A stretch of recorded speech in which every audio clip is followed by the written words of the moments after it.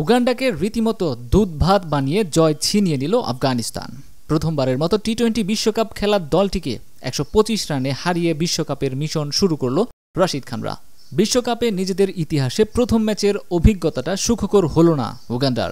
শক্তি কিংবা অভিজ্ঞতায় উগান্ডার চেয়ে যোজন যোজন এগিয়ে রশিদ গুরবাজরা। সেটার দেখা মিলল মাঠের খেলাতেও। গুরবাজ ফারুকিদের ব্যাট বলের দাপটে সামনে দাঁড়াতেই পারল না উগান্ডা। টসে জিতে ফিল্ডিংয়ের সিদ্ধান্ত নেয় উগান্ডা। দুই আফগান ওপেনার গড়েন ১৫৪ রানের অনবদ্য জুটি। মাত্র ১৪ ওভার ৩ বল খেলে এই রান তোলেন তারা।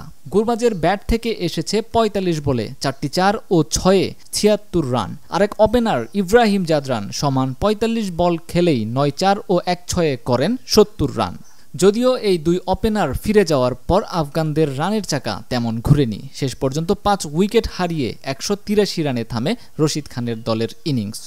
উগান্ডার রিয়াজাত আলী ও কসমাস কিউয়েটা নিয়েছেন ২টি করে উইকেট। জবাবে ব্যাট করতে নেমে নিজেদের প্রথম বিশ্বকাপের ইনিংসে মাত্র ৫৮ রানে গুটিয়ে যায় উগান্ডা। বল হাতে তাণ্ডব চালিয়েছেন আফগান পেসার ফজল হক ফারুকি। এই বাঁহাতি মাত্র ৯ রান খরচায় তুলে নেয় ৫টি উইকেট।